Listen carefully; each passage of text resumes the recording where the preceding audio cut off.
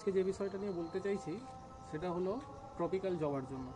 Tropical জবাগুলো সবার কাছে খুব বেশি হলে 1.5-2 বছর এরকম থাকে।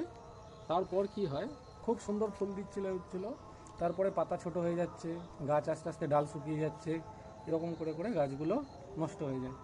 এর প্রধান কারণ হচ্ছে এই যে ঝুড়ি ব্যাগ রয়েছে, এই যে পট নার্সারি মালিকরা নিয়ে আসে ট্রপিক্যাল গাছগুলো এরকমভাবেই আসে ট্রেতে করে, এবং এই আসার পরে কি করে এই একটা একটা করে যদি কাটা হয় তাহলে অনেক সময় লেগে যায়। সেই সময় বাঁচানোর জন্য ওরা কী করে এরকমভাবে নিয়েই এরকম সোজা বসিয়ে দেয়। দেখবেন ট্রপিক্যাল গাছ বসানো মানে কিনতে গেলে নার্সারিতে দেখবেন এরকম গোড়ায় ঝুড়ি থাকে।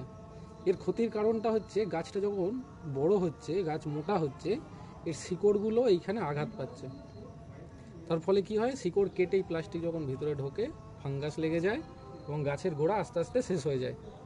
রুট বাউন্ড আপনি টপ থেকে ছাড়িয়ে কাটাচ্ছেন, কিন্তু এর ভিতরে যে বাউন্ড হয়ে থাকছে বা এইটাকে ক্রস করে যে গাছগুলো কেটে যাচ্ছে শিকড়গুলো, সেইটা তো আমরা ছাড়াতে পারি না। সেইটার কারণেই গাছগুলো নষ্ট হয়ে যায়। এই হচ্ছে তার নমুনা। এই যে একটা গাছের গোড়ায় যদি এরকম থাকে কতটুকু জায়গা পাবে, এই শিকড়ের ভিতর দিয়ে আসতে পারে না।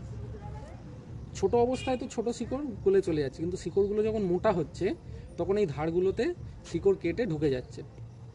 শিকড় যে অংশটা আঘাতপ্রাপ্ত হচ্ছে সেইখানে মাটি এবং আমরা যে সারটার প্রয়োগ করি সেইটা ফাঙ্গাস লেগে গিয়ে এইখান থেকে গাছটা শেষ হওয়া শুরু হয়। এইটাই হচ্ছে কারণ। তাই নার্সারি মালিকদের রিকোয়েস্ট যে আপনারা এইগুলো কেটে, একটু সময় লাগবে বেশি হয়তো, তাই এগুলো কেটে যদি গাছগুলো বসানো যায় তাহলে খুব ভালো হয়। আর এটা খুব একটা কঠিন কাজ না, নিজেরাও করা যায়। একটুখানি ঘুরিয়ে দেখে নেওয়া যে কোন অংশে শিকড়টা কম আছে, দেখে নিয়ে তারপর এই যে কাটিং প্রুনিং নাইফ যেটা আছে, প্রুনিং সিজার আর কি, ছুরি, এই কাঁচি দিয়ে এরকমভাবে আস্তে আস্তে চাপ দিলেই কেটে যায়। আমি প্রথমে দেখে নিয়েছি কোন অংশে শিকড়টা কম আছে।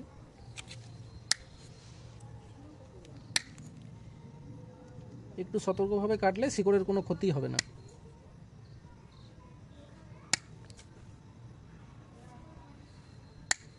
আর অজস্র শিকড় আছে, একটা দুটো কাটা গেলেও কোনো অসুবিধা হবে না।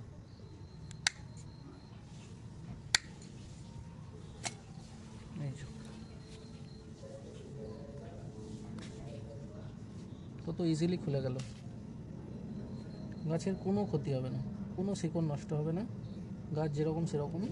এটা ভবিষ্যতের জন্য ভালো, মানে গাছটার আর গোড়ায় কোনো রোগব্যাধির ভয় থাকলো না।